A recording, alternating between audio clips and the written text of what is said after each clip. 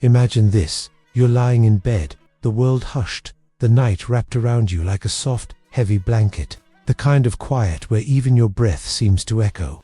And in that stillness, a single thought drifts in uninvited, weightless, at first, then growing heavier with each passing second. It's a simple question, really. One you may have asked as a child, only to forget it as life rushed forward. What caused the first cause? It's a question that doesn't just knock on the door of your mind, it slips through the cracks, settles in, and refuses to leave. Because once you begin to follow the thread of cause and effect, where does it end? Or more unsettlingly, it end. If every event has a cause, then what caused the very first event? And what caused that cause? The mind begins to spiral, like standing between two mirrors facing each other, watching your reflection stretch into infinity, smaller and smaller, fading into a vanishing point you can never reach. This is the paradox of infinite regret, endless chain of dependencies, where every explanation demands another explanation, and no foundation ever appears. It's not a riddle meant to entertain. It's a quiet earthquake in the architecture of thought, shaking the very idea that anything can truly begin. Think of it like a line of falling dominoes. Each one knocks over the next. But what tipped the first? If you say it was pushed by another domino, then what pushed that one, and the one before it? If the chain extends backward forever, then there was never a first push yet. Here we are, watching the dominoes fall. It feels impossible. And yet, if we insist there must be a first domino, we're left with a mystery. What force, what hand, what energy could exist outside the chain of cause and effect to set it all in motion? This paradox isn't just abstract philosophy. It lives in the questions we ask every day. Why is the sky blue? Because sunlight scatters through the atmosphere, scattering. But why does that happen? Because of the way light interacts with molecules in the air. And why are those molecules structured that way? Because of atomic forces. And why do those forces exist? Because of fundamental particles governed by laws of physics. And where do those laws come from? Each answer leads to another question, each cause rooted in a prior cause. The deeper you go, the further back the trail stretches until you find yourself standing at the edge of human understanding, peering into a darkness where even time may not have begun. There's a famous, whimsical story that captures this idea perfectly, the tale of the turtle holding up the earth. When asked what the turtle stands on, the answer is another turtle. And what's beneath that one? Another turtle. And beneath that, it's turtles all the way down. Sounds absurd, even childish. But beneath the humor lies a profound discomfort, the fear that there may be no bottom, no foundation, no ground beneath our feet, just an endless stack of explanations, each one resting on the one below, with nothing anchoring the whole structure to reality. Philosophers have wrestled with this for millennia. In ancient Greece, Aristotle confronted the problem head-on. He saw infinite regress as logically unsustainable. If every cause requires a prior cause, then nothing could ever get started. Motion, change, existence itself would be impossibly like trying to climb a ladder that has no first rung. To resolve this, Aristotle proposed the idea of an unmoved mover first, cause that itself has no cause.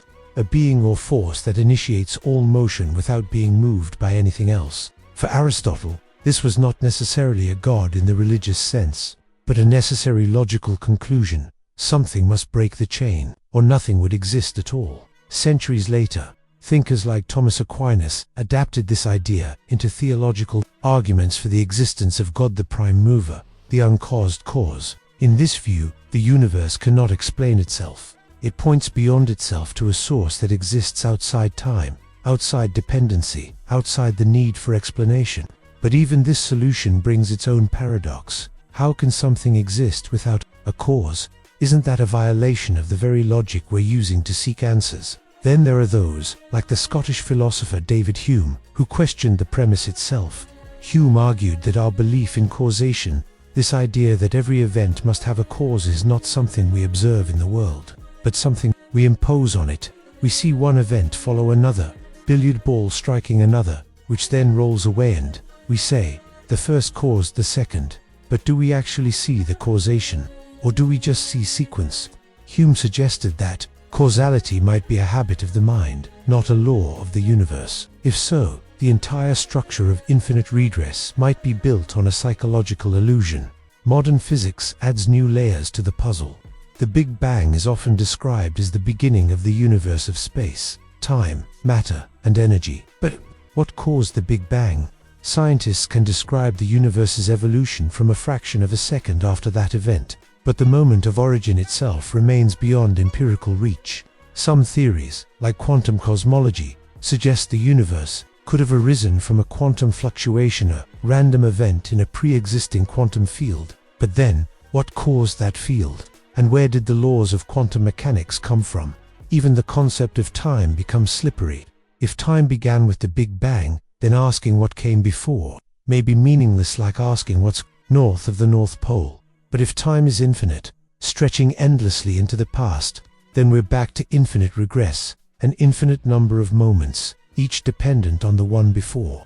And how could we ever reach now if an infinite amount of time had to pass first? It's like trying to climb out of a bottomless pit one foot after another, but never gaining ground. The paradox appears in other realms too.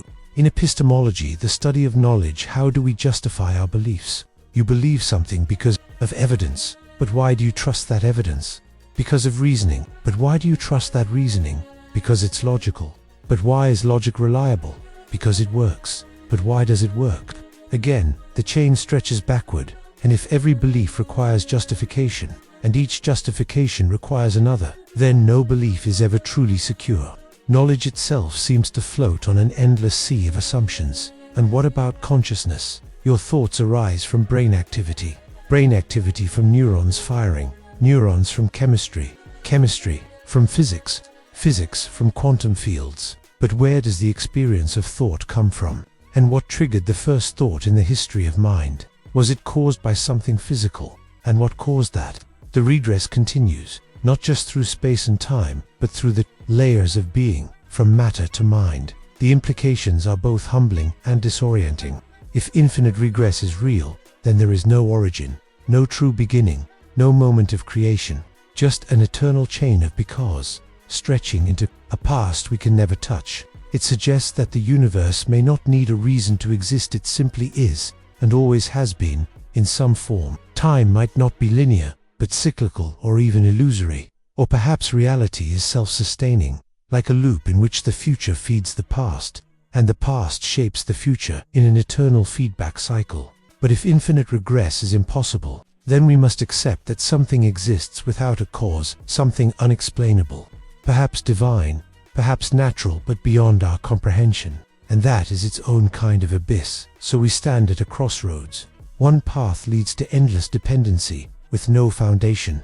The other leads to a mystery that defies logic. Both leave us in wonder. Both dissolve the illusion of certainty. Take a moment to reflect on this. What if the first thought you ever had, your earliest memory of awareness, was not the beginning, but the result of a thought before it, and that one, the echo of another, and so on, backward through the silent corridors of your own mind, through dreams you don't remember, through the unconscious rhythms of your childhood, through the neural patterns formed before you were born? What if your very sense of self is just the latest ripple in an infinite pond? And what if the universe is the same? Not a story with a beginning, middle, and end, but a single, eternal question, echoing through the dark. Why is there something, rather than nothing? There may be no answer. Or perhaps the question itself is the answer, a reminder that some mysteries are not meant to be solved, but felt, held gently in the quiet of the night, like a stone warmed by the hand, as we drift. From this endless chain of causes, let us now turn our gaze to the nature of time itself. If there is no first cause, perhaps there is no true beginning or end. But what if time isn't a line at all? What if every choice you make has already been made? What if free will is not freedom, but the illusion of it? Let's drift now into the next paradox, one that blurs the line between destiny and choice, between what is and what could be. Close your eyes, just for a moment. Let the sound of this voice guide you deeper into stillness. Now, imagine lifting your right hand, perhaps slowly, gently, as if it were rising through water. You decide to do it. Now, you feel the intention form in your mind, a quiet command, move, and your hand obeys. It lifts, fingers relaxed, arm following. It feels like a choice, a free act, something you willed into being, but was it truly yours? Let that question linger, not as a challenge, but as a whisper in the dark. Because beneath the surface of that simple movement lies one of the oldest, most haunting puzzles of human thought. Do we choose, or are we chosen? Are we the authors of our lives, writing our story with every decision? Or are we passengers on a train whose tracks were laid long before we boarded, guided not by will, but by the invisible hand of cause and effect? This is the paradox of free will, a quiet tremor beneath the foundation of how we understand ourselves. It is not just a philosophical abstraction. It shapes our laws, our morals, our sense of identity. We punish people for crimes because we believe they could have done otherwise. We praise courage, condemn cruelty, celebrate love, assuming that behind each action is a self that chose it freely. But what if that self is an illusion? What if every thought, every impulse, every flicker of desire is the inevitable result of forces beyond our control? Genetics, environment, the chemical dance of neurons in your brain at this very moment. Imagine your brain as a vast, intricate network, billions of neurons firing in patterns shaped by your DNA, your childhood, the food you ate, the air you breathe, the words you heard today. Each decision you make, what to eat, whom to trust, whether to keep listening to this voice, is not born in a vacuum. It emerges from a storm of biological and environmental influences, stretching back through time, long before you were born. The tone of your mother's voice when you were 3, the way light fell through the trees on a summer afternoon when you were 7, the neurotransmitters released during a moment of fear, joy, or anger, all of it woven into the fabric of who you are. So when you raised your hand, was it you who decided? Or was that decision made for you by the sum of everything that came before? If the universe is governed by physical laws, and if those laws are deterministic, meaning every event is caused by prior events, then your choice was not free. It was fixed, inevitable. The same way a river follows the path of least resistance, your mind flows along the channels carved by nature and nurture. This is the heart of determinism, the idea that nothing happens without a cause, and given the exact same conditions, the same outcome will always occur. If we could rewind time to the moment of the Big Bang, with every particle and force in the exact same position, would history unfold identically? Would you still be here, listening to these words, raising your hand at the same moment? If so, then free will is an illusion, a story the brain tells itself to make sense of its own actions. And yet, the feeling of freedom is undeniable. It's visceral. When you hesitate before speaking, when you resist temptation, when you choose kindness over anger, it feels like you could have done otherwise. That sensation is so powerful, so central to our experience of being human, that to dismiss it as mere illusion seems almost cruel. It would mean that the moral struggles we praise, the soldier who risks his life, the addict who stays sober, the person who forgives after betrayal, were never truly choices at all, just chemical reactions playing out on a stage they didn't design. Philosophers have grappled with this tension for centuries. Some, like the hard determinists, accept that free will is incompatible with a causal universe and conclude that it simply doesn't exist. We are, in their view, complex biological machines, responding to stimuli according to fixed laws. Responsibility, then, becomes a social tool, a way to regulate behavior, not a reflection of true agency. Others, known as compatibilists, argue that free will can coexist with determinism. They redefine freedom not as the ability to act outside of cause and effect, but as the ability to act according to one's own desires and reasons, without external coercion. In this view, you have free will if you raise your hand because you want to, not because someone forced you. The fact that your desire was shaped by prior causes doesn't negate your freedom, it just explains it.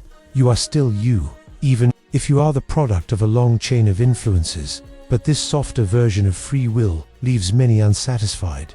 It feels like a compromise, a way to preserve the language of choice while quietly admitting that the self is not truly in control. It's like saying a river is free to flow downhill, yes, in a sense, but only because gravity gives it no other option.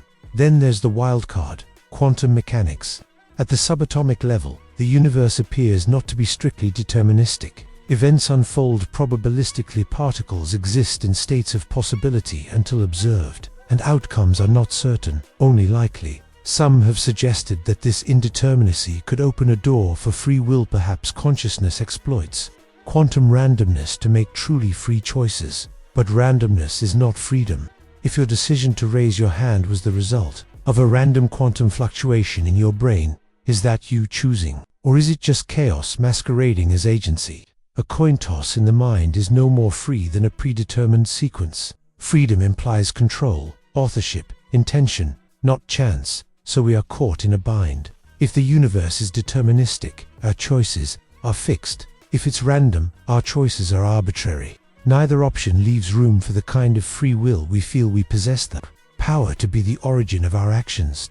And the implications are profound. If free will is an illusion, then the foundations of morality begin to crack. Why punish a murderer if he could not have acted differently? Why praise a hero if her courage was inevitable? The justice system, built on the assumption of personal responsibility, becomes a mechanism of social control rather than true justice. Parents stop asking, "Why did you do that?" and start asking, "What caused you to do that?" Shifting from blame to diagnosis. Yet even if free will is illusory, we may need to pretend it's real. Daniel Wegner, a psychologist who studied the illusion of conscious will, suggested that the feeling of agency is a post hoc narrative we act, and then our brain creates the story that we decided to act. It's a useful fiction, helping us make sense of our behavior and maintain social order. Without it, life might feel meaningless, but perhaps meaning doesn't require freedom. Perhaps it arises from connection, from love, from the simple act of being present even. If presence is predetermined, a sunset is no less beautiful because it was caused by the Earth's rotation. A piece of music is no less moving because the composer's notes were shaped by his experiences. Maybe we can find dignity not in being free, but in being aware conscious participants in a story we didn't write, but can still appreciate. And what of the future? If everything is determined, is the path ahead already written? Are you merely unfolding like a scroll, moment by moment, toward an ending that was sealed at the beginning of time? Or is the universe open-branched with possibilities, each choice creating a new path, a new version of reality? Some interpretations of quantum mechanics, like the many worlds theory, suggest that every possible outcome does happen just in parallel universes. In one world, you paused the video. In another, you kept listening. In another, you never started at all. All are real. All are you. But even there, you don't choose which branch you follow. You simply experience one of them. Breathe slowly now. Let the weight of these questions settle like dust in still air. Consider this. Did you choose to keep listening to this voice? Or was that decision made long before, by the alignment of stars, the wiring of your brain, the quiet longing for understanding that brought you here tonight? There may be no final answer, only the mystery, only the moment, and perhaps that's enough. As we release the illusion of control, let us now drift into a deeper layer of time, one where past, present, and future may not be flowing at all, but already exist, frozen in a vast, unchanging landscape. Let's slip now into the paradox, where time is not a river, but a mountain where every moment is eternal, and you are already everywhere you will ever be. Picture a loaf of bread resting on a wooden cutting board in the dim glow of a kitchen light.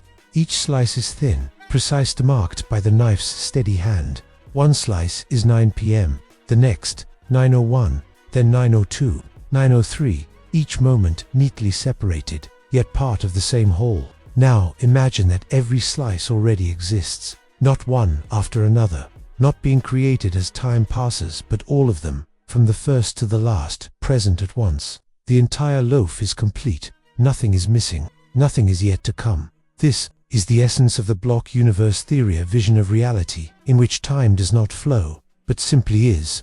Past, present, and future are not fleeting states, but permanent coordinates in a four-dimensional structure called space-time. You are not moving through time like a traveler walking down a road. You are already in every moment of your life, stretched across the loaf like a strand of raisins woven through the dough. The child you were, the person you are now, the one you will become, all exist, equally real, eternally.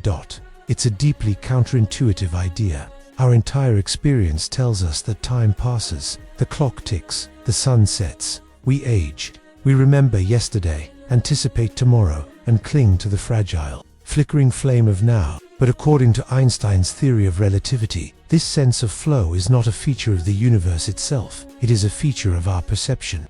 Reality, at its most fundamental level, may be timeless. The block universe emerges from one of the most revolutionary insights in physics, that time is not absolute, Before Einstein, time was thought to be universal, a single clock ticking the same for everyone, everywhere. But in his special theory of relativity, Einstein revealed that time is relative.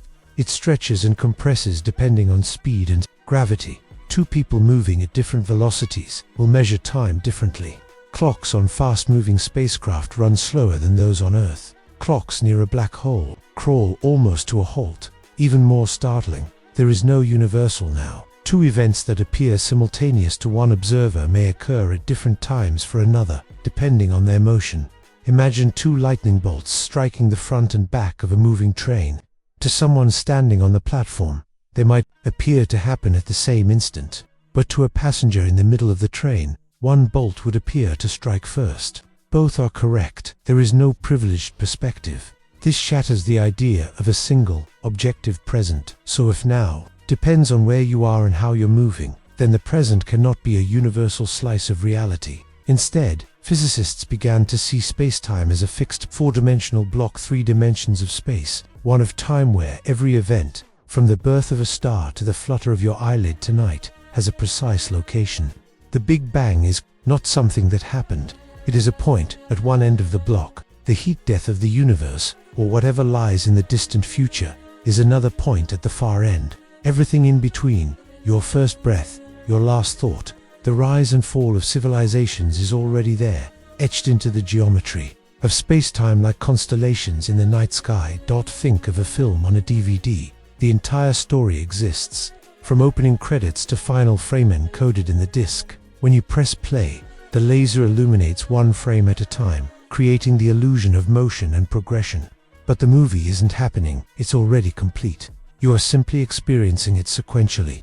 In the same way, your consciousness may be like that laser, moving through the block of space-time, illuminating one moment after another, giving rise to the sensation of time passing.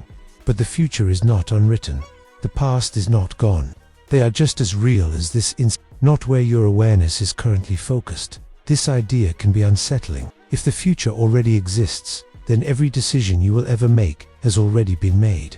Every word you will speak, every heartbreak, every joy, it's all already there, fixed in the structure of reality. You are not creating your life as you go, you are unfolding it, like a river tracing a path already carved into the land. There is no branching, no alternative, just one timeline, one destiny, stretching from beginning to end.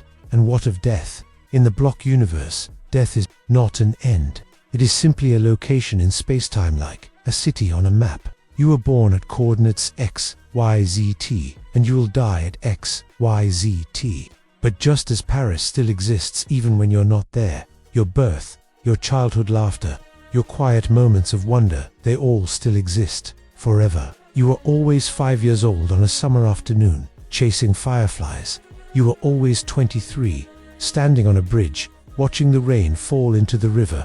You are always here, now, listening to this voice, and you are always gone. This doesn't mean you are fated in the mystical sense. There is no cosmic script or divine plan. The block universe is not deterministic because of fate, but because of physics. The laws of nature, acting on the initial conditions of the universe, have resulted in a single, self-consistent, four-dimensional structure. It's not that your choices don't matter, they do. They are part of what makes the block what it is, but they were never open. The path was always this one. And yet, here's the strange comfort. If the block universe is true, then you are never truly alone in time. Every version of you exists simultaneously. The version that failed, the one that succeeded, the one who stayed up too late thinking about stars, the one who forgot to call a loved one. Each moment is real. Each feeling, each breath, each tear and smile is preserved, not lost to the past. Grief for what's gone becomes unnecessary. The past is not gone. It is simply elsewhere in the block. Even more profoundly, the distinction between you and your life dissolves. You are not a being moving through time. You are the entire timeline. The self is not a point that travels, it is the whole line. Like a sculpture, you exist in full, all at once. Consciousness is not a spotlight moving along a rail, but a process that experiences the rail one point at a time. Pause now. Let the silence deepen. Can you feel it? The quiet presence of all your yesterdays, the ones filled with joy, the ones shadowed by regret. They are not memories, they are places, and your tomorrows the ones you fear, the ones you hope for. They are not possibilities, they are destinations already reached. You are already there, in some corner of space-time, breathing, thinking, being. This doesn't make life meaningless. If anything, it may make it more sacred, because every moment is eternal, every act, every word, every silent glance preserved not in memory, but in the fabric of reality itself. Nothing is truly lost, nothing is wasted, and if time does not flow, then change may be an illusion. The world does not transform from one state to another, it simply contains all states. The flower is not wilting, it is blooming in one slice of the block and withered in another. You are not aging, you are a child in one section, an elder in another, and everything in between. The universe is not becoming, it is dot. As you lie here listening, know this, the version of you who began this video still exists. So does the one who will fall asleep before the end. So does the one who stays awake, pondering these ideas for hours. All are real, all are you. Let this thought cradle you, like a lullaby written in the language of stars. And as we release the illusion of time's passage, let us now step into an even deeper mystery, one where reality itself may be a shadow, a reflection of a truth we can never directly touch. What if everything you see, hear, and feel is not the world as it is, but merely its silhouette, dancing on the wall of a cave? Let's step quietly now into the darkness, where philosophers have long whispered of illusions and light. Imagine a deep, ancient cave, its walls damp, its air still, untouched by wind or sunlight. Inside, prisoners sit chained from childhood, their necks fixed so they can only stare forward at the rough stone wall in front of them. Behind them, a fire burns on a raised platform, casting a flickering glow. Between the fire and the prisoners, people walk along a raised path, carrying objects, puppets of animals, figures of men, tools, trees, all shaped in wood and stone. The light from the fire projects their silhouettes onto the wall, dancing, shifting, merging and separating like phantoms in the dark. Dot. To the prisoners, these shadows are reality. They name them, discuss them, argue about them. They believe that shadow of a horse is a horse, the shadow of a man is a man. When one of the carriers speaks, the sound echoes off the walls, and the prisoners believe the voice belongs to the shadow. For them, the world is flat, two-dimensional, composed entirely of moving images on stone. It is all they have ever known. It is all they can conceive. Now imagine one of the prisoners is freed. His chains fall away. He stumbles, disoriented, forced to turn toward the fire. The light blinds him. He recoils, in pain. The flames are too bright, the objects too real, too sharp. He is told, those shadows were not real. They were only projections. This fire, these puppets, this world is what casts them. Still dazed, he is led upward, out of the cave, through a long, narrow tunnel. The air grows cooler, the light intensifies. He emerges at last into the open world, beneath a vast sky, beneath the sun, beneath trees swaying in the wind, beside a river flowing over stones. Colors flood his vision, greens, blues, golds, colors he has no names for.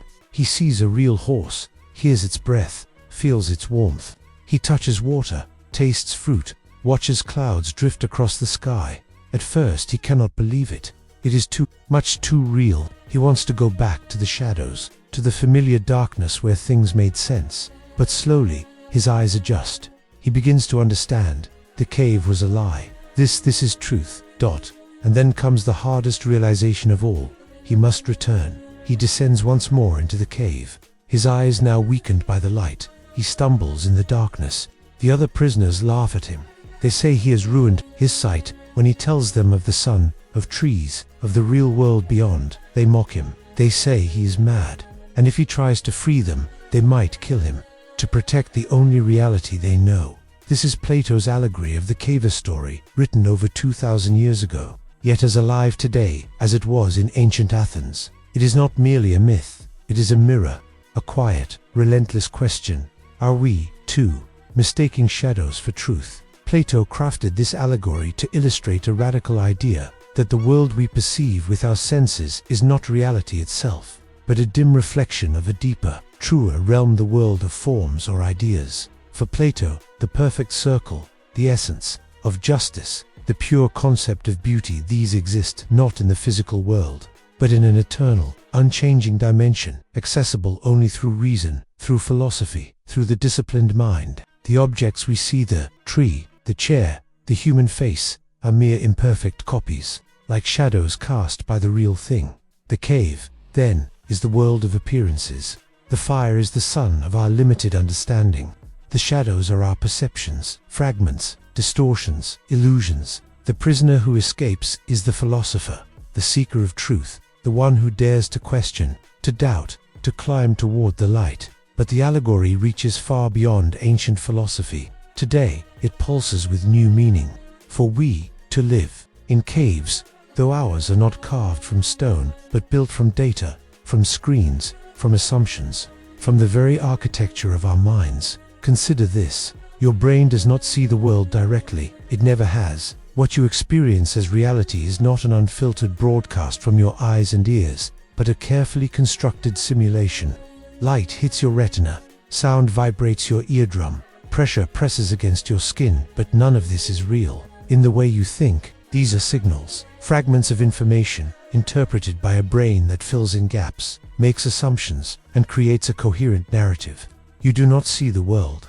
You see a model of the world crafted in real time, updated with every blink, every breath. Neuroscience confirms this. The brain operates like a prediction engine, constantly guessing what's out there based on past experience. What you perceive is not raw data, but the brain's best hypothesis. Colors, sounds, even the sense of self, these are interpretations, not truths. The color red, for instance, does not exist out there. It is a sensation created when your brain processes a certain wavelength of light. But is your red the same as mine? We use the same word, but do we experience the same quality? We cannot know. Each of us is trapped in our own private cave, watching our own private shadows. And beyond the mind, our modern world amplifies the illusion. Social media feeds, news algorithms, cultural narratives, they are all new kinds of shadows. We see curated lives, filtered images, polarized opinions, and mistake them for reality. We believe the headlines, the trends, the outrage, the applause. We forget that these, too, are projections cast by unseen hands, shaped by invisible fires. The cave has simply grown larger, more complex, more convincing.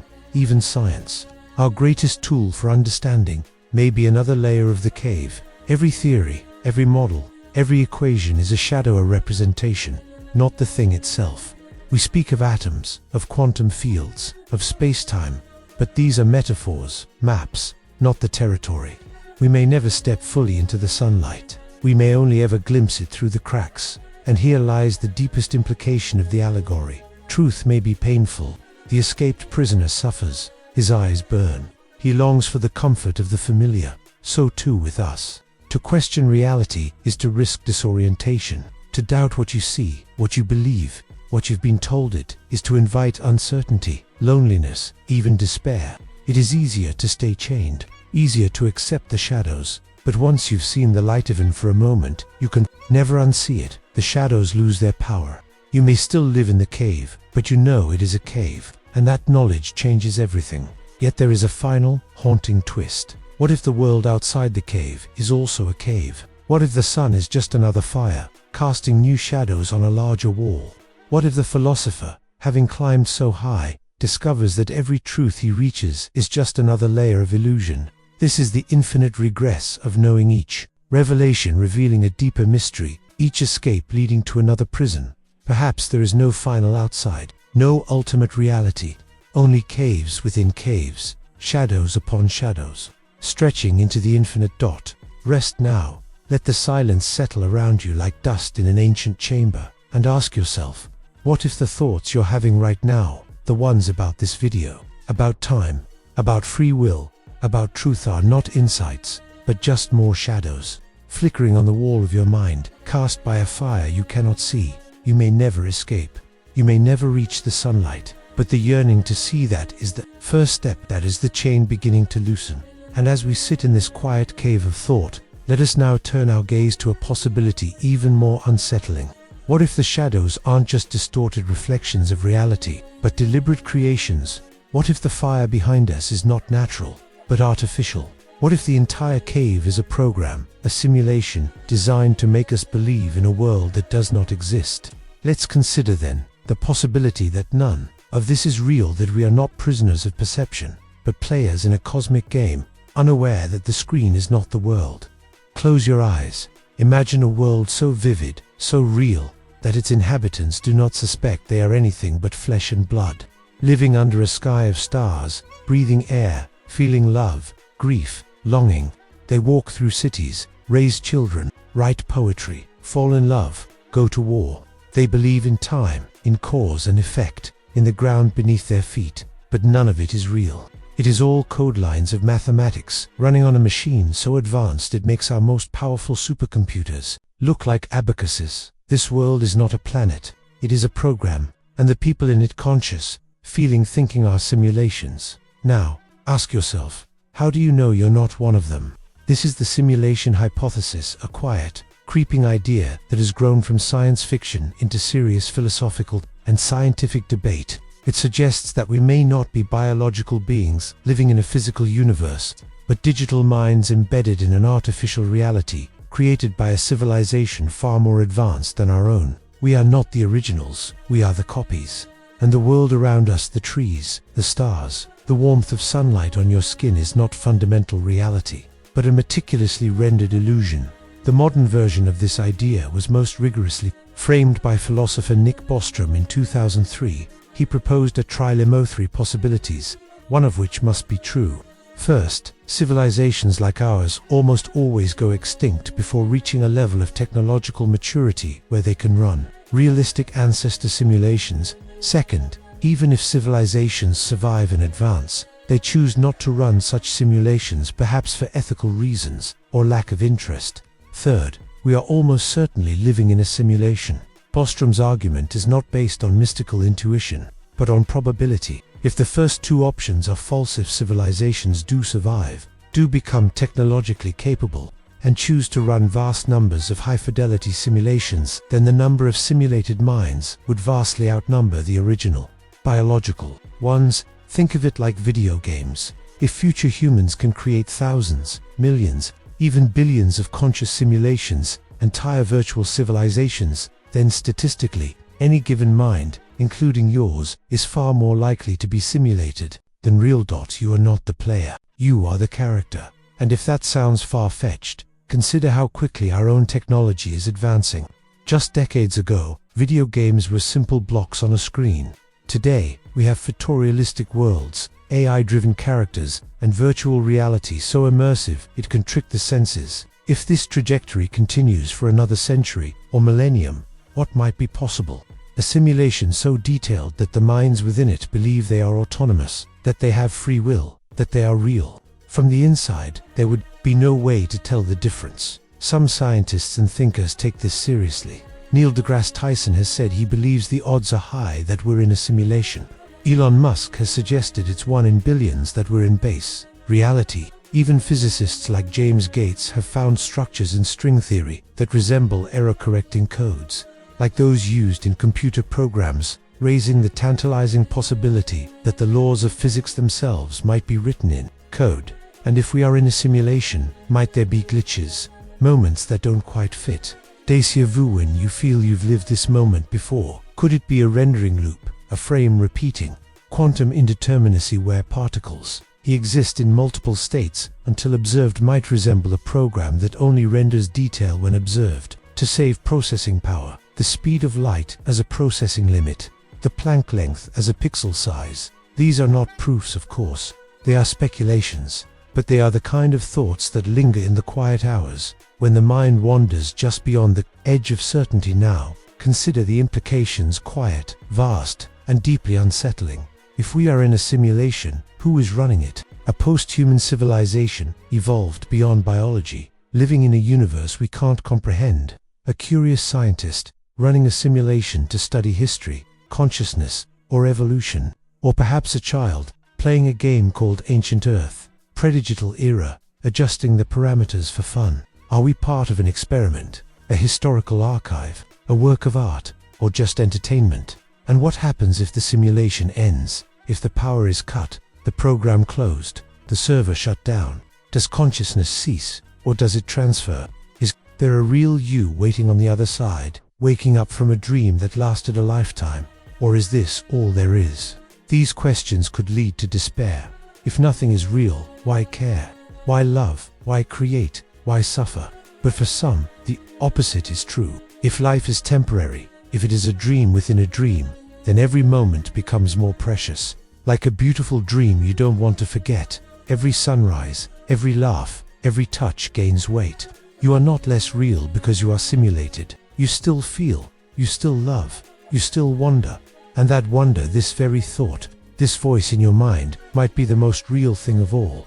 There's another layer, even more profound. If we can create conscious simulations, then we become gods. Not in the religious sense, but in the literal act of creation. If one day we build a virtual world, populated by minds that feel pain, joy, curiosity, minds that ask, am I real? Then we have crossed the threshold. We have created life, and with that comes responsibility. Would it be ethical to turn off a simulation knowing its inhabitants are conscious?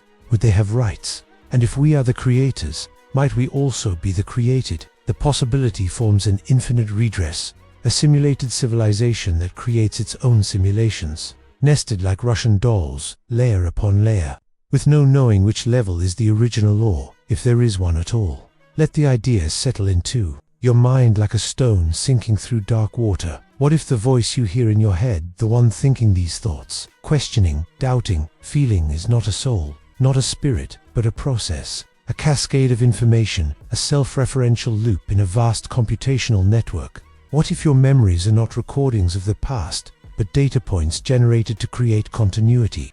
What if the universe is not expanding, but being rendered, in real time, just far enough ahead of your perception to seem infinite? And yet, even in a simulation, the experience is real to you.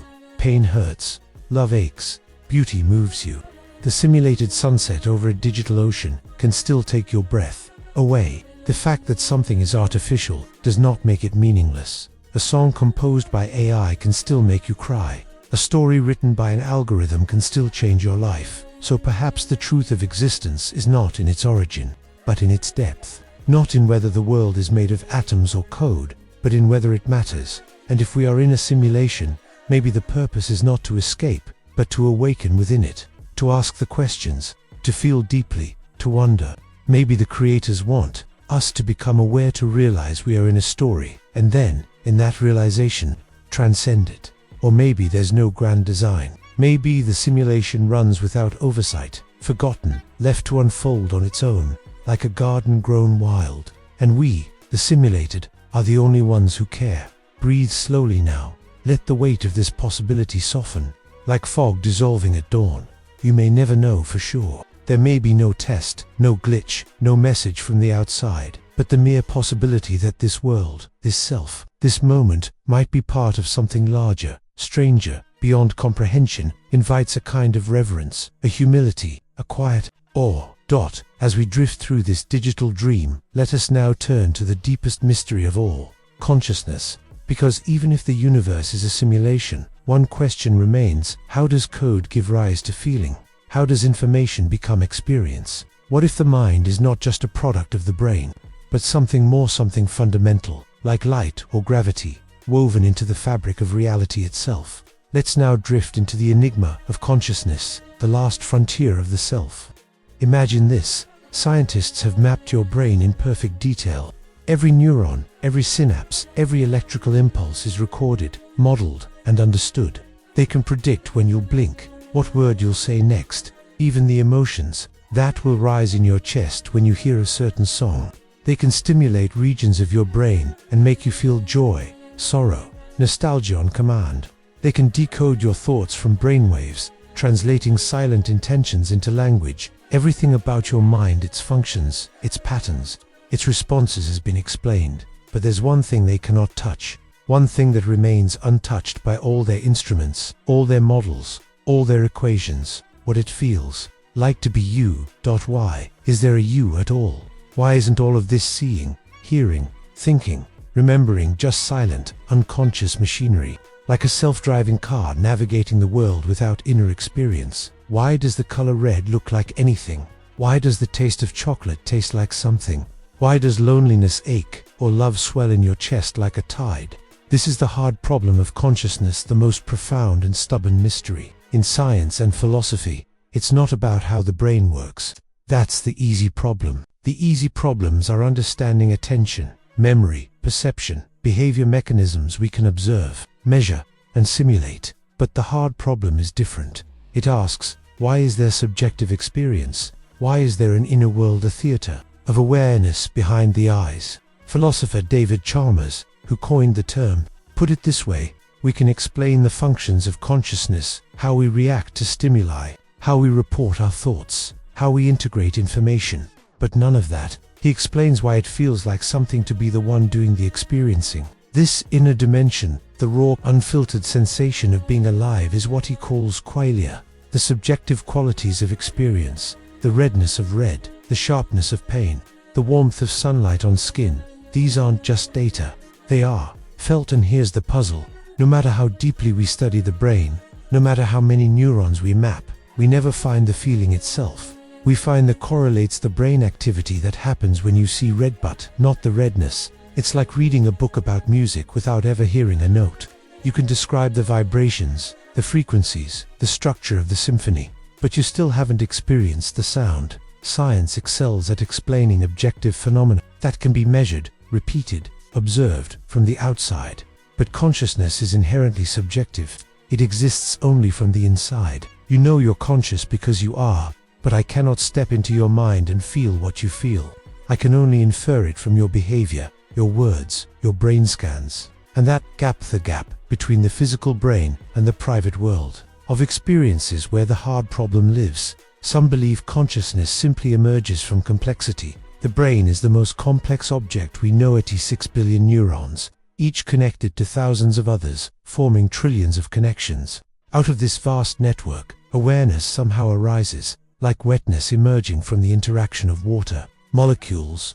No single molecule is wet, but together they are. In this view, consciousness is a product of computation, a feature of sufficiently advanced information processing. But this doesn't really solve the problem.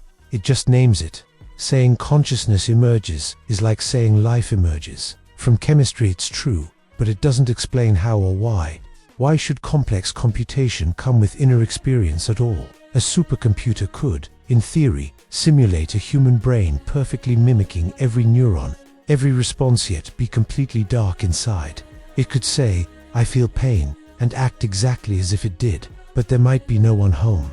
Philosophers call such a being a philosophical zombie, indistinguishable from a conscious person, but lacking subjective experience. And if such a zombie is possible, then consciousness is not logically necessary for function.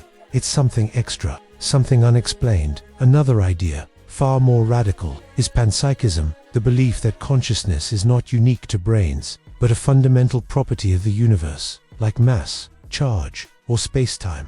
Just as everything has mass, perhaps everything has a tiny degree of experience, not full awareness, not thought, but a basic form of sentience inside to even the simplest things. In this view, electrons, atoms, even quarks might possess a rudimentary form of experience, not thinking, not feeling in any human sense, but a minimal, intrinsic subjectivity.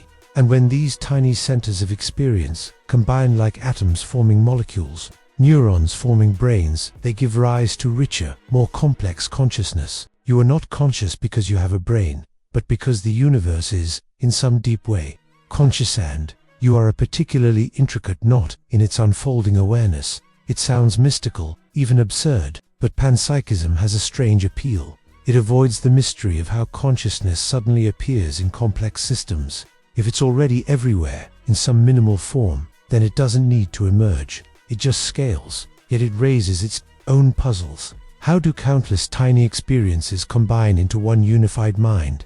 How does the I form? And why don't rocks or chairs seem conscious? Proponents argue that only systems with the right kind of integration, like brains, can form a coherent self. A rock may have experience, but not a self. Then there's the most unsettling possibility, that consciousness is an illusion, that there is no you inside, no inner observer, no stream of experience. Instead, the brain creates a narrative that there is a self having experiences, But in reality, there are only processes. Thoughts arise, sensations occur, decisions are made, but no one is actually experiencing them.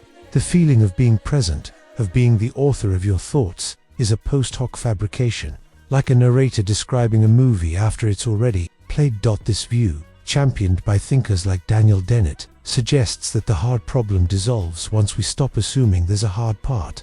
There is no inner light, no theater, just the brain telling itself a convincing lie, I am here. But if that's true, then who is listening right now? Who is reading these words, feeling their meaning, sensing the quiet around you? If the self is an illusion, then the illusion is so complete that it includes the belief that it's real. And that, in itself, is a kind of miracle. And what of artificial intelligence? If we build machines that speak, reason, and respond like humans, will they be conscious? Or will they be philosophical zombies, brilliant, responsive, but dark inside? If consciousness is not just computation, then no matter how intelligent a machine becomes, it may never feel.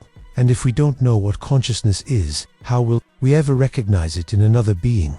Breathe deeply now. Let the silence grow around you, and ask yourself, who is aware of this moment? Is it a self, a process, a story, or something deeper, something the universe has built into its very fabric?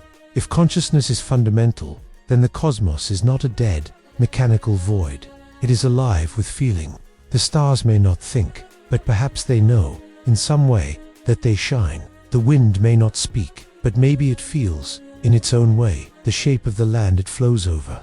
And you, this fleeting, fragile awareness, are not an accident. You are a ripple in a universe that is, at its core, not just matter and energy, but experience. But if consciousness is an illusion, then you are not a soul, not a self, not even a continuous being. You are a series of moments, each one creating the impression that it is part of a whole.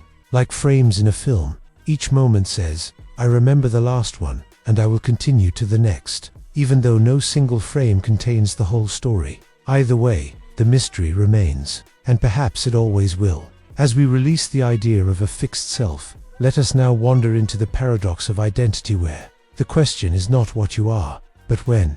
If you are not the same person you were yesterday, last year, 5 minutes ago, then who are you now, and what happens when the story ends?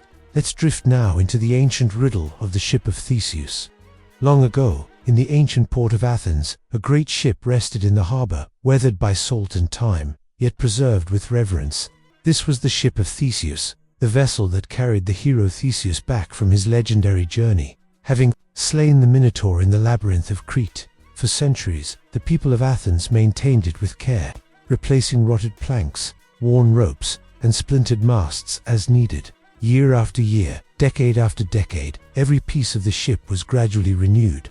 The wood was swapped, the sails mended, the oars replaced until, at last, not a single original component remained. And then someone asked, is this still the ship of Theseus? It looked the same, it bore the same name, it occupied the same place in history. But if every part had been changed, was it truly the same ship? Or was it now a replica, a ghost of the original, merely pretending to be what it once was? But the paradox deepens. Imagine now that someone, over all those years, had collected every old plank, every discarded sail, every piece taken from the ship and stored in a warehouse. Patiently, over time, they reassembled all the original materials into a complete vessel identical in every way to the one Theseus once sailed. Now there are two ships, one standing in the harbor, restored and functional, made entirely of new parts. The other, a reconstruction, built from the original materials, but never having sailed since the hero's return. Which one is the real ship of Theseus? Is it the one that has been continuously maintained, preserving form, function, and legacy? Or is it the one composed of the actual pieces that once crossed the Aegean Sea, carrying a hero home? This is the paradox of identity in short, deceptively simple and profoundly unsettling. It does not merely ask about a ship, it asks about you, about continuity, about what it means to be the same person over time. And if the answer is unclear for a vessel of wood and rope, how much more uncertain is it for a being of flesh, memory, and mind? Consider your own body. Science tells us that nearly every cell in your body is replaced over time.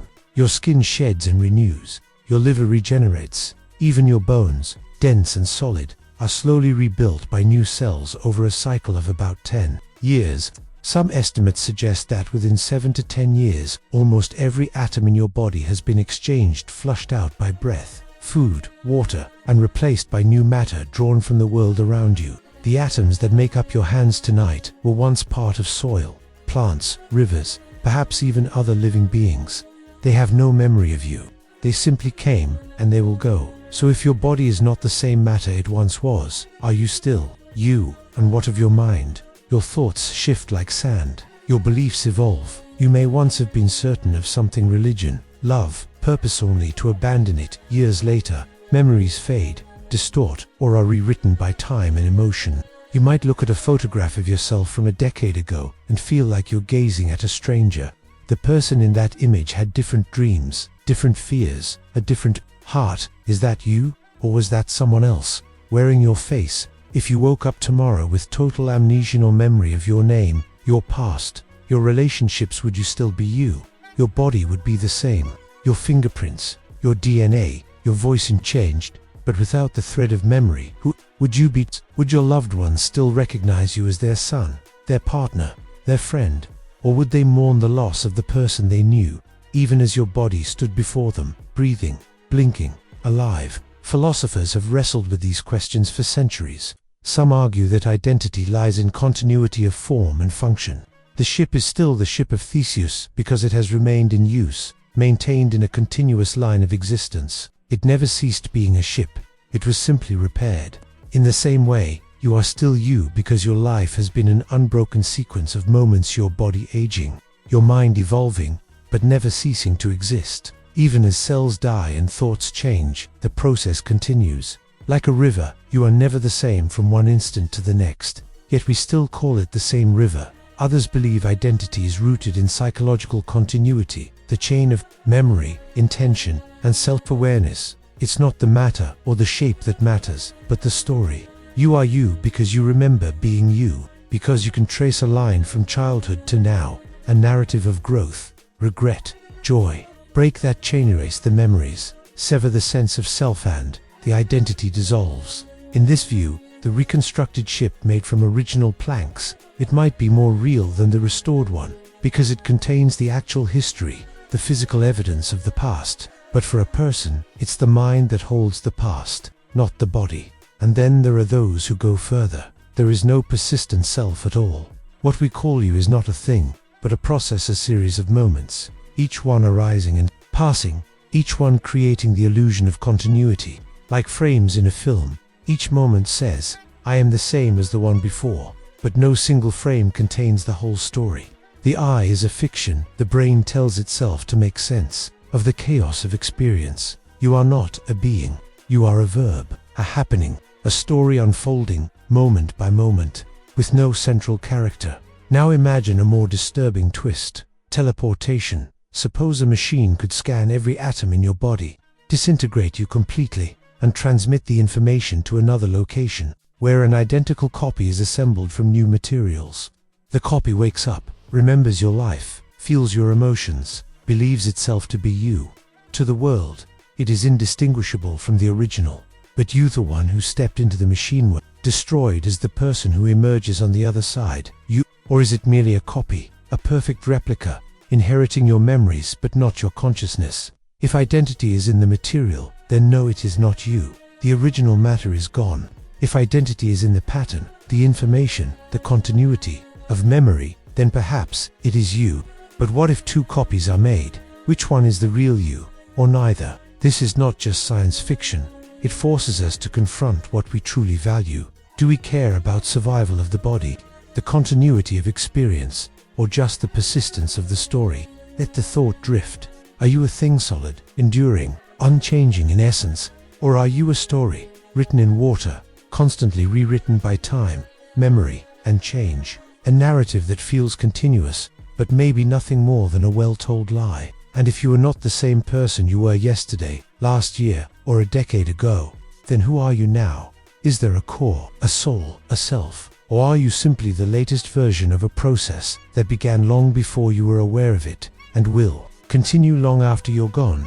There may be no final answer, only the quiet awareness that you are here, now reading these words, feeling the weight of your body, hearing the silence around you. That moment, at least, is real, even if everything else is in flux. As we release the idea of a fixed identity, let us now step into a world where motion itself may be an illusion, where an arrow, frozen in midair, never reaches its target. Let's enter the paradoxes of Zeno, where logic defies intuition and time fractures into infinite fragments. Imagine you're lying in bed, the room dim, the night deep. You decide to get up. The door is just a few steps away. Simple, effortless. But let's slow it down, really slow it. To reach the door, you must first cover half the distance. Problem. You take that step. Now, to reach the door, you must cover half of what's left, then half of the remainder, then half of that. Each time you close the gap, but only by half. There's always a little more to go, an infinitely shrinking distance, yes, but still, a distance. So how do you ever arrive? This is Zeno's dichotomy, paradox, one of the most haunting riddles ever devised. Created over 2,500 years ago by Zeno of Ilia, a philosopher from ancient Greece. It's not meant to trap you in your room. It's meant to trap you in thought, to make you question the very nature of motion, time, and reality itself. Zeno didn't believe motion was impossible in practice. After all, people walk, arrows fly, rivers flow. But he argued that if our understanding of space and time is logical, then motion should be impossible in principle. And if it happens anyway, then our logic or our perception must be flawed. He crafted several such paradoxes, each a kind of mental trap, designed to reveal the cracks in our intuition. The most famous is Achilles and the tortoise. Achilles, the fastest runner in Greece, agrees to race a tortoise only. He gives it a generous head start. The race begins. By the time Achilles reaches the point where the tortoise started, the tortoise has moved forward, even if only a little. Achilles then runs to that new spot, but again, the tortoise has advanced. Again, Achilles closes the gap, and again, the tortoise inches ahead. This continues, infinitely. Achilles is always closing the distance, but never quite overtaking the tortoise. Logically, it seems he never will. There's always a new gap to cross, an infinite number of gaps. And you can't complete an infinite number of tasks in finite time, can you? Then there's the arrow paradox. Imagine an arrow in flight. At any single, frozen instant, say, 1/1,000,000,000 of a second, the arrow occupies a space exactly equal to itself. It is not moving during that instant, because an instant has no duration. Motion requires time, and an instant is timelessness. So if every moment of the arrow's flight is a motionless snapshot, when, exactly, does it move? If all the parts of its journey are still, how does the whole become motion? These paradoxes sound absurd. Of course, Achilles catches the tortoise. Of course, you reach the door. Of course, the arrow flies. But Zeno isn't mocking common sense. He's exposing a deeper tension. Our minds struggle to reconcile the continuous flow of experience with the idea of infinity. We assume space and time are infinitely divisible, that between any 2 points, no matter how close, there's always a midpoint, and between those, another, and another. Like nesting dolls, space and time can be split forever. But if that's true, then any journey, no matter how short, requires crossing an infinite number of intervals. And how can something infinite be completed? For centuries, these paradoxes remained unresolved, lingering like ghosts in the halls of philosophy. But in the 17th century, calculus arrived, developed independently by Newton and Leibniz, and, with it, a mathematical answer. It turns out that infinite series can converge to finite sums. For example, the sequence 1/2 plus 1/4, 1/8 plus 1/16 plus, goes on forever, but it adds up to exactly 1. So even though you pass through infinitely many halfway points, the total distance is finite, and the time it takes is finite too. Motion is saved by math. But here's the catch: calculus resolves the mathematics of the paradox, not necessarily the philosophy. It tells us how much distance is covered, but not how something crosses an infinite number of steps in real time. It's like being told the answer to a riddle without understanding the trick. Yes, the sum is finite. But does that mean the process is possible? Or does it just mean we've found a way to describe it? And more unsettling, what if space and time aren't infinitely divisible? What if Zeno, in his ancient wisdom, was pointing toward a truth we're only now beginning to grasp? Modern physics suggests that reality might be pixelated, not smooth and continuous, but made of tiny, indivisible units. Just as a digital image looks smooth from afar, but reveals pixels up close, space and time may have a fundamental grain. The smallest possible length is called the Planck length, about 1.6 x 10 to 35 meters. So small that if an atom were the size of the observable universe, the Planck length would be about the size of a tree. At this scale, the smooth fabric of space-time may break down, and quantum fluctuations dominate. Similarly, there may be a Planck time, the shortest meaningful interval, about 102.43 seconds. Below that, time as we know it may not exist. If so, then Zeno's infinite division hits a wall. You can't keep having the distance forever, because eventually, you reach a point where there is no half to take. Motion wouldn't happen across infinite steps. It would happen in discrete jumps like frames in a film, flickering so fast they appear continuous. In this view, Zeno wasn't wrong, he was ahead of his time. Reality might not be a seamless flow, but a series of snapshots, each one a frozen instant, like the arrow in his paradox. And if time is made of these indivisible moments, then motion isn't something that happens within time. It's something that emerges from the succession of stillness. But then comes the deepest mystery. What animates the next frame? What turns on the next instant? Why does one moment follow another? Physics describes how things change, but not why time moves from one state to the next. There's no mechanism in the laws of nature that explains the progression of time. The equations work just as well backward as forward. So what gives time its direction? What makes the universe unfold? Some suggest consciousness is the projector, our awareness, stitching the still frames into a movie. Others believe the flow of time is an illusion, and all moments exist at once in the block universe, as we've considered before. In that case, Zeno's paradox dissolves because nothing is really moving. The entire path from here to the door already exists. You don't cross it, you simply are at each point, eternally. But in this quiet moment, as you lie still, let's return to the body. Are you moving? Your breath rises and falls. Blood flows through your veins. Neurons fire in your brain. On the surface, you are in motion. But zoom in. At the level of an instant, are you still? Is each moment a frozen sculpture of atoms and energy, only to be replaced by the next? Is your life not a continuous stream, but a rapid sequence of nausea, one complete, each one gone before you can grasp it? Rest in the stillness now. Feel the weight of your body against the bed, the rhythm of your breath, the faint hum of the world outside, and ask yourself, in this exact instant, are you moving, or perfectly still? You may not be able to answer, but the question itself is a kind of meditation, a way to slip beneath the surface of experience, into the silent machinery of existence. As we release the illusion of motion, let us now consider an even deeper stillness, a universe where nothing ever truly changes, where every moment is eternal, and every life is lived again and again. Let's drift into the ancient idea of the eternal return, where time is not a line, but a circle. What if time is not a straight line stretching from birth to death, from past to future, but a circle, a loop without end, where every moment, once past, returns again, not in memory, not in story, but in reality, exactly as it was, the same stars, the same breath, the same thought forming in your mind at this very instant, repeating not once, but forever. This is the idea of the eternal return, a vision so vast, so haunting, that it has echoed through philosophy, mythology, and cosmology for thousands of years. But it was the 19th century philosopher Friedrich Nietzsche who gave it its most intimate and transformative form. He did not present it as a scientific theory, but as a tester question whispered into the soul. What if, at this very moment, a demon came to you and said, "You will live this life again and again, endlessly, in every detail, every joy, every pain, every silent breath, exactly as it has been lived"? Would you curse this being, or fall to your knees in gratitude? For Nietzsche, this was not a punishment, but a mirror, a way to measure the depth of your life.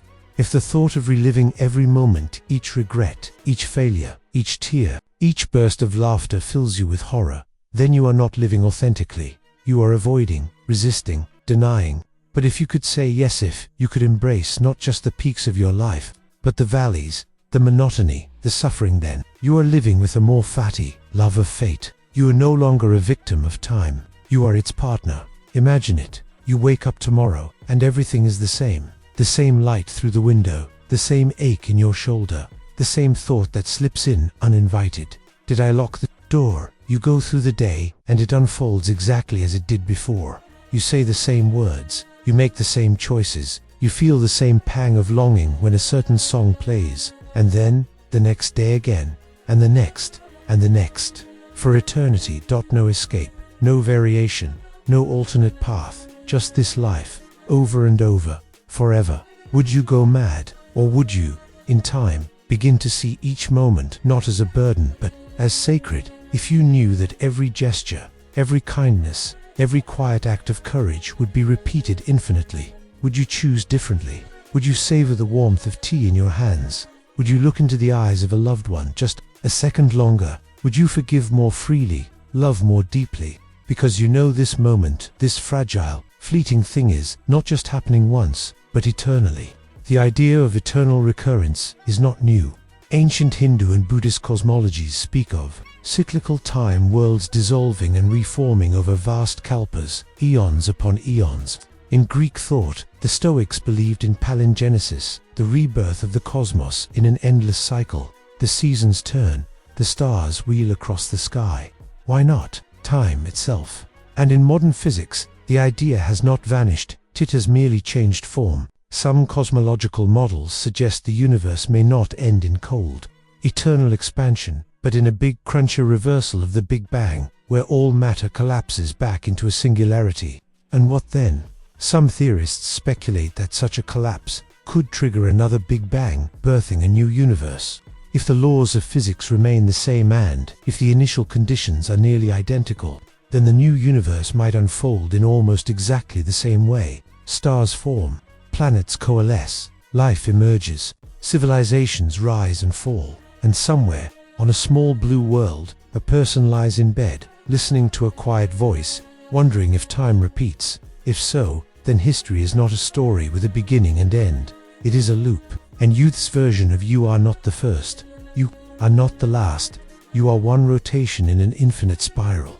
Even if the universe expands forever, the idea persists in another form. In an infinite cosmos, with infinite space and time, the odds of exact repetitions increase. If reality is infinite, then every possible arrangement of matter must aconite once, but infinitely many times. Somewhere, in a distant galaxy, there may be another version of you, reading these same words, feeling the same stillness, asking the same questions, and not just one copy, infinite copies, living infinite variations of your life, some nearly identical, others wildly different. But the eternal return goes further. It is not about copies, it is about this life, this moment, returning, not in a parallel world, but here now, again and again, forever. And this is where the paradox becomes personal, because if every choice is fated to repeat, then nothing you do is free.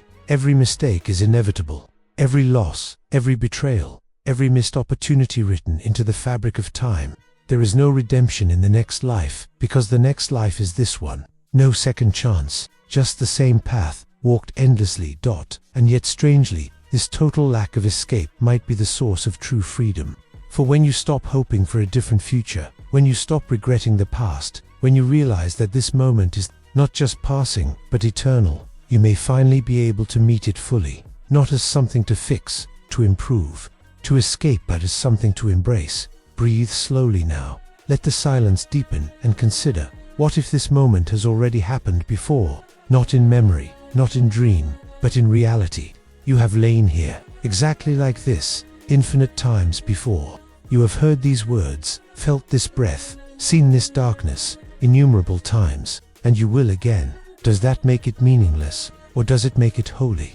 Because if time is circular, then nothing is ever lost. The child you once were still exists, not in memory, but in reality, forever laughing in the sunlight. The person you loved and lost still speaks to you, still smiles, still breathes, because their life, too, repeats. Every goodbye is temporary. Every ending is followed by a beginning, and every beginning leads back to this night, to this stillness, to this voice. There is no final death, no ultimate end, just the turning of the wheel. And in that endless return, perhaps suffering is not punishment, but part of the pattern. Joy is not fleeting, but eternal in its recurrence. And love becomes infinite, not because it lasts forever in a straight line, but because it returns, again and again, like a tide that never ceases. Some find this idea terrifying, the thought of reliving every mistake, every heartbreak, every moment of shame forever, can feel like a curse, a prison without walls. But others find it strangely comforting, because if everything returns, then nothing is wasted.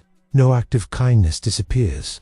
No quiet moment of beauty is lost. Even the smallest gesture ripples through eternity. Nietzsche believed that only the strongest souls could say yes to the eternal return, not out of resignation, but out of love, not because they had to, but because they wanted to live in such a way that you would joyfully repeat your life an infinite number of times. That, for him, was the highest affirmation of life. And perhaps that is the real test, not whether the universe actually repeats, but whether you can live as if it does. Can you act in this moment as if it will be lived again and again?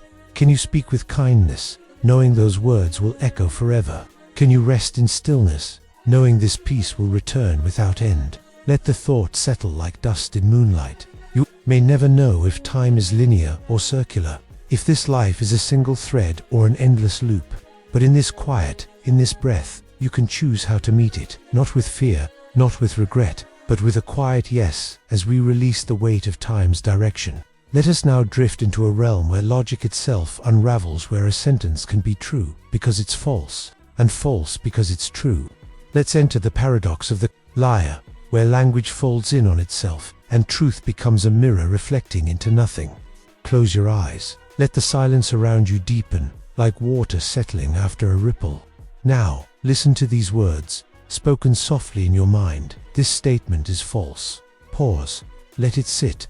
Let it turn over in the quiet. If the statement is true, then it must be false because that's exactly what it says. But if it's false, then it's not true, which means the statement is false, which would make it true. And so it spins endlessly, inescapably, a loop with no exit, a sentence that, like a snake swallowing its own tail, consumes itself the moment you try to understand it.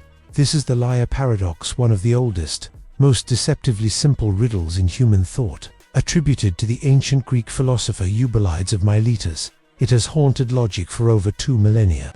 It appears in many forms: I am lying, or everything I say is false, or even the more poetic, this sentence is not true. Each variation leads to the same dizzying conclusion. Language, when turned back upon itself, can break its own rules. It can create a truth that undoes itself, a meaning that vanishes the moment you grasp it. At first glance, it seems like a clever word gamer puzzle for logicians to tinker with, but beneath its surface lies a profound disturbance.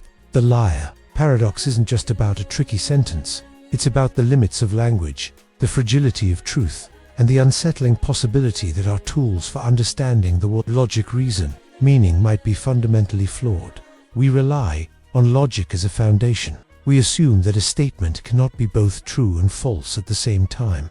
This is the law of non-contradiction, one of the pillars of classical logic. But the liar paradox defies that law. It forces us into a contradiction no matter which way we turn. There is no stable ground, no final answer, just an oscillation between truth and falsehood, like a pendulum swinging forever between two impossible positions. And the deeper you look, the more unsettling it becomes. Because this isn't just about abstract philosophy, it's about the ability of a system to speak about itself. When language refers to itself, when a mind thinks about its own thoughts, when a theory tries to prove its own consistency, opens a door to paradox. And once that door is open, the whole structure of certainty begins to tremble. In the early 20th century, this trembling became a full-blown earthquake thanks to the work of the logician Kurt Gödel. He didn't study the liar paradox directly, but he used its spirit to deliver one of the most devastating blows to mathematics in history.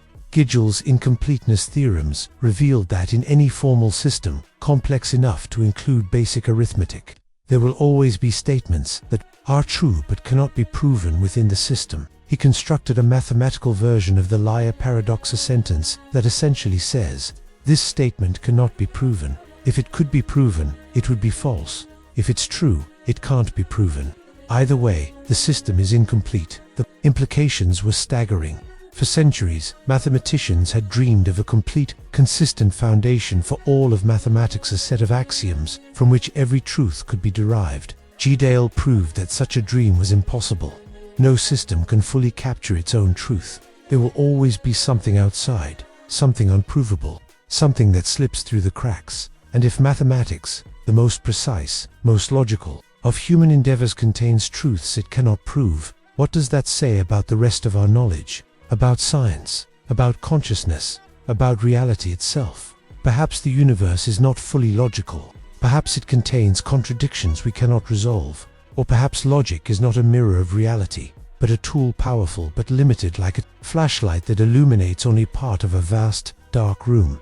The liar paradox also challenges our relationship with truth. We assume truth is stable, objective, something we can point to and say, that is true. But what if truth is not a thing, but a process, a dance between language, mind, and world?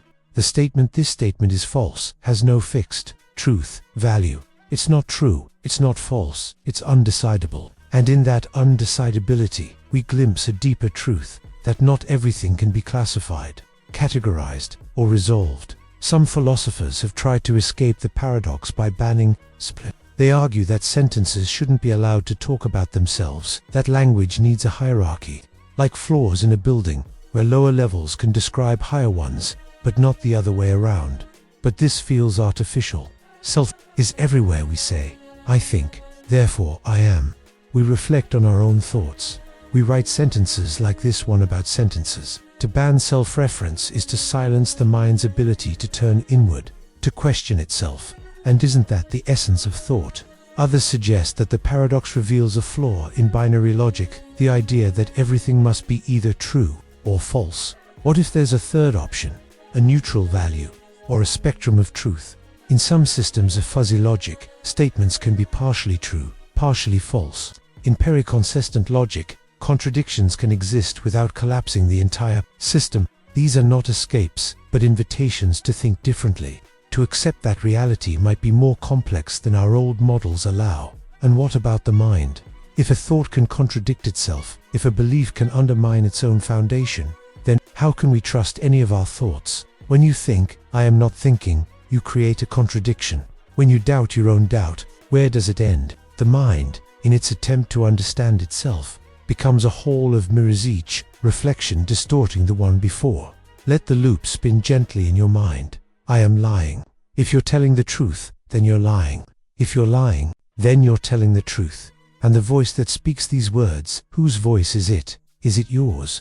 Or is it the echo of a thought that has no owner? Can you trust a thought that doubts itself? Perhaps the real lesson of the liar paradox is not to solve it, but to sit with it, to let it unsettle you, to accept that some questions have no answers, that some loops never close, that some truths are only visible in their own impossibility. In a strange way, the paradox becomes a kind of meditation, a way to quiet the mind's need for resolution, to rest in uncertainty, to let go of the need to know. Because if even logic can contradict itself, what does that say about truth? Not that there is no truth, but that truth may be larger than logic, that it may live not in perfect consistency, but in the space between contradiction and clarity, between silence and speech. And if a mind built on logic cannot fully understand a universe that might not be logical, then perhaps understanding is not the goal.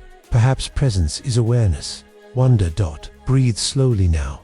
Let the paradox dissolve like mist at dawn. You don't need to resolve it. You don't need to escape it. You can simply be here, in this moment, where the mind can twist itself into knots. And still, the breath continues. The heart beats. The night holds you. As we release the need for consistency, let us now drift into a world where perception itself fractures, where something can be both true and false, alive and dead, here and not here. Let's enter the strange realm of quantum superposition, where reality waits, suspended, until we look. Imagine a sealed box. Inside, a cat lies quietly.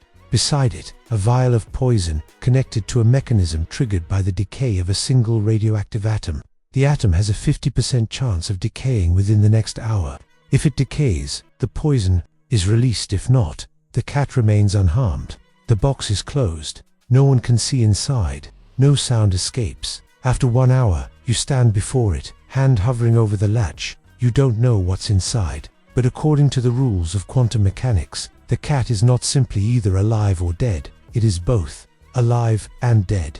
At the same time, this is Schrödinger's cat-a-thought experiment, devised not to promote cruelty to animals, but to expose the deep strangeness of quantum theory. In 1935, physicist Erwin Schrödinger proposed this scenario to highlight what he saw as the absurdity of applying quantum principles to everyday objects. If a subatomic particle can exist in multiple states at once, a phenomenon known as superposition them, by logical extension, so could the systems it influences. A single atom, unobserved, can be both decayed and not decayed. And if that atom controls the fate of a cat, then the cat, too, must be in a superposition, both alive and dead until someone opens the box and looks. It sounds impossible, contradictory, a violation of common sense. How can something be two mutually exclusive things at once? Yet, at the level of electrons, photons, and atoms, this is not just possible, it is routine. Quantum particles do not behave like tiny billiard balls with fixed positions and speeds. Instead, they exist as probability waves, smears of potentiality, spread across space and time. An electron doesn't have a definite location until it is measured. It doesn't spin in one direction or another. It spins both ways at once, in a delicate balance of possibilities. Only when observed does this wave of probabilities collapse into a single outcome. This is the heart of quantum superposition. The idea that a system can exist in multiple states simultaneously, and only upon measurement does it choose one. It's not that we don't know which state it's in. It's that it genuinely exists in all of them, like a chord of notes played at once, unresolved, vibrating in the silence before the ear hears. Schrödinger's cat was meant to show how ridiculous this becomes when scaled up. A cat is not a particle. It's warm, breathing, complexer, macroscopic being made of trillions of atoms. It cannot be both alive and dead. And yet, the experiment forces us to confront a disturbing question. Where does quantum weirdness end? At what point does the fuzzy, probabilistic world of the very small give way to the solid, definite world we experience? The answer, as it turns out, may not be as clear as we'd like. In practice, a real cat would not be in superposition. Interactions with the environment-air molecules, heat, light would cause decoherence, a process that rapidly collapses quantum states into classical ones. The system leaks information into the world, and the superposition dissolves almost instantly. So no cat has ever been both alive and dead in a laboratory. But the principle remains valid. At the quantum level, reality is not fixed. It is fluid. It is potential. And this raises a deeper mystery. What is observation? Does it require a conscious observer? Or is any interaction with the environment enough to collapse the wave function? If a camera records the box, but no one watches the footage, is the cat still both alive and dead? If a tree falls in a forest and no one is there, does it make a sound? And if a quantum event occurs in deep space, unobserved by any mind, does it have a definite outcome? Some interpretations of quantum mechanics suggest that observation creates reality, that nothing is truly real until it is measured.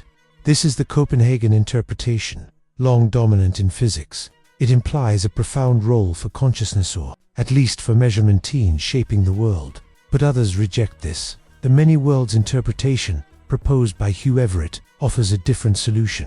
The wave function never collapses. Instead, all possibilities happen.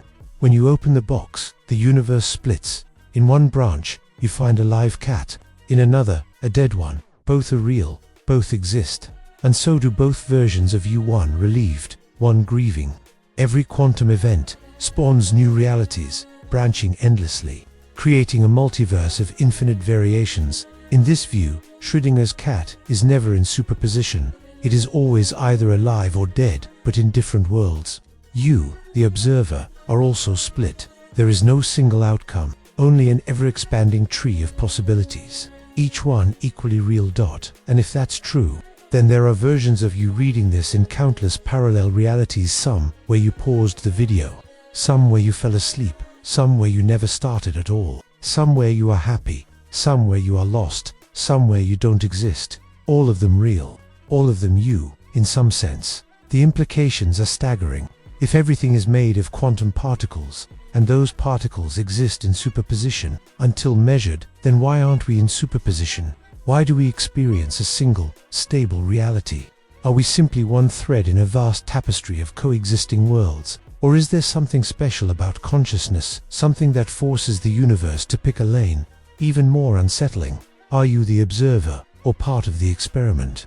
Because if the universe is governed by quantum rules, then your brain made of atoms, neurons, electrons is also subject to superposition. Your thoughts, your decisions, your sense of self, they may arise from quantum processes that are, at their core, probabilistic. And if so, then every choice you make might not be a single event, but a branching point, a moment where reality splits. We like to believe we live in a world of definite facts. The chair is here, the sky is blue, you are awake. But quantum mechanics whispers otherwise. It suggests that beneath the surface of things, reality is a haze of possibilities, a sea of might be, waiting to be shaped by interaction, by measurement, by attention. And perhaps that's the most profound implication of Schrödinger's cat. Reality is not as solid as it seems. It is not a fixed stage. It is a dance between potential and actuality, between the unseen and the observed. The universe does not decide what is true until it is asked a question, until someone looks. Drift now. Let the image of the box linger in your mind, the silence, the uncertainty, the cat, neither alive nor dead, but suspended in the space between. And ask yourself, are you the observer or part of the experiment? Are you the one opening the box, seeking truth? Or are you, too, inside a box of your life, your thoughts, your reality shaped by forces beyond your perception? Are you a single, continuous self, or a branching path in an infinite multiverse? As we release the need for a single, definite reality, let us now turn to the vastness beyond, where the silence of the cosmos echoes with a single haunting question: where is everybody? If the universe is so vast, so old, so full of stars and planets, why do we see no sign of other minds? Why is the night sky so quiet? Let's drift into the Fermi Paradox, mystery of our solitude in an infinite universe.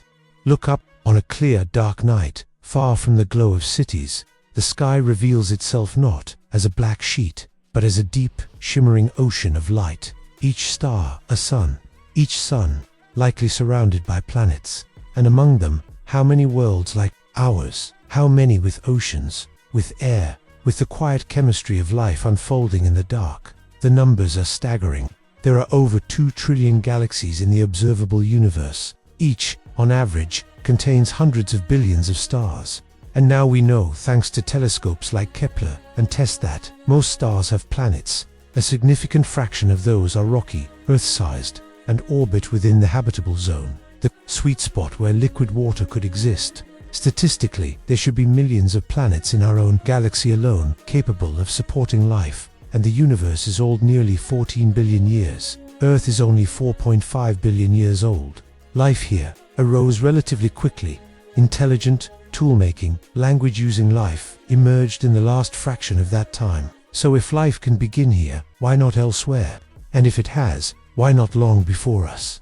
A civilization even 1 million years older than ours, let alone 1 billion, would have had time to spread across the stars, to build vast networks of intelligence, to leave unmistakable signs of its presence. So where is everybody? This is the Fermi Paradox, named not because Enrico Fermi discovered life among the stars, but because, during a casual lunchtime conversation in 1950, he asked a simple, devastating question: where is everybody?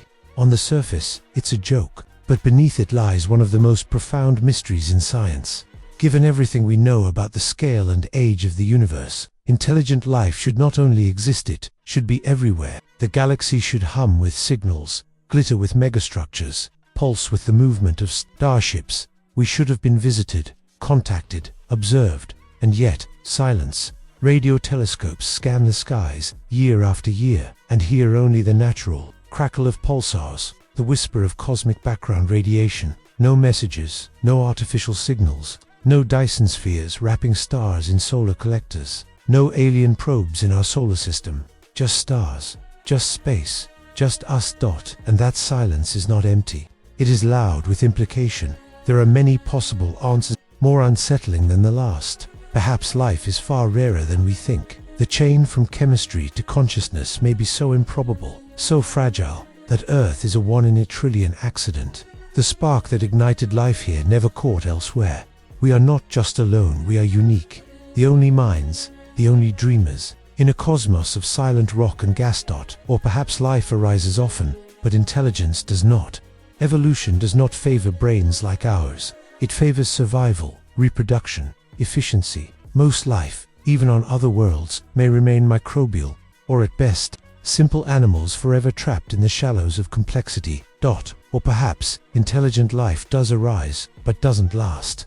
This is the great filter theory, the idea that there is a step in the development of life so difficult, so deadly, that almost no civilization passes it. Maybe it's the jump to multicellular life. Maybe it's the invention of technology. Or maybe most chillingly it's the moment a species gains the power to destroy itself. Nuclear war, climate collapse, runaway artificial intelligence, a single misstep, and the light goes out. If that filter lies ahead of us, then our future is bleak. If it lies behind us, if we've already survived the rarest step, then we may be among the first, the pioneers of consciousness in a young universe. Another possibility: advanced civilizations don't expand, they don't build empires, they turn inward, they transcend. Once a species masters its biology, its environment, its mind, it may lose interest in physical exploration. It uploads into digital realms, lives in simulated paradises, or merges with machines, becoming something we can't recognize. They are here, in a way, but not in spaceships. They are in the fabric of reality, silent, patient, beyond our perception. Or perhaps they are watching, deliberately, quietly. We are a nature preserve, a cosmic zoo.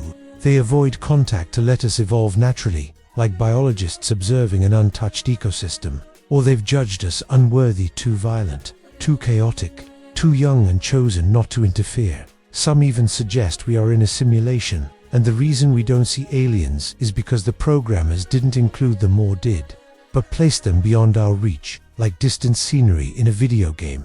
Or the most humbling answer of all: we are truly alone, not just in our galaxy, but in the entire observable universe. The only minds, the only ones who look up and wonder. And what does that mean? If we are alone, it is not a sign of superiority. It is a burden, a responsibility. Every poem, every song, every act of kindness carries the weight of all existence. There is no one else to carry it.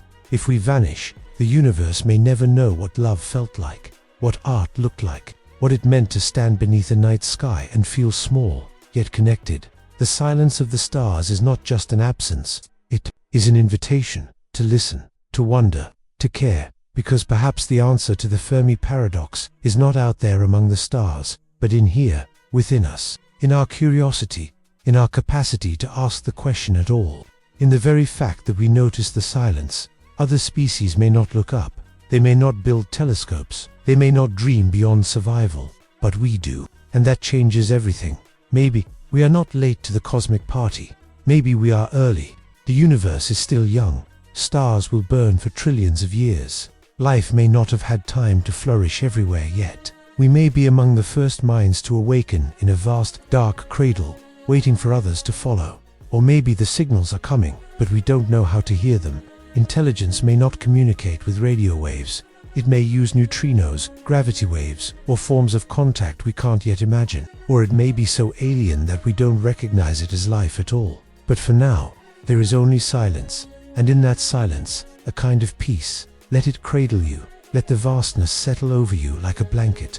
You are not insignificant. You are not lost. You are here in a small blue world, spinning around an ordinary star, in a quiet corner of an infinite universe, capable of wonder, capable of love, capable of asking, where is everybody? And meaning it. That is rare. That is precious, as the stars watch in silence. Remember this. The search is not just about finding others. It is about discovering ourselves. About what it means to be alive, to be conscious, to be part of something so vast we can never fully grasp it. And now, as the paradoxes fade, like distant echoes dissolving into the hush of night, let your thoughts soften. Let the questions dissolve into quiet. There is no need to answer, no need to understand. Just breathe. Just be. And if sleep comes, Let it carry you gently through the infinite regress of dreams, through branching timelines, through simulated worlds and timeless blocks of space-time back to the beginning, and forward into the unknown. Good night.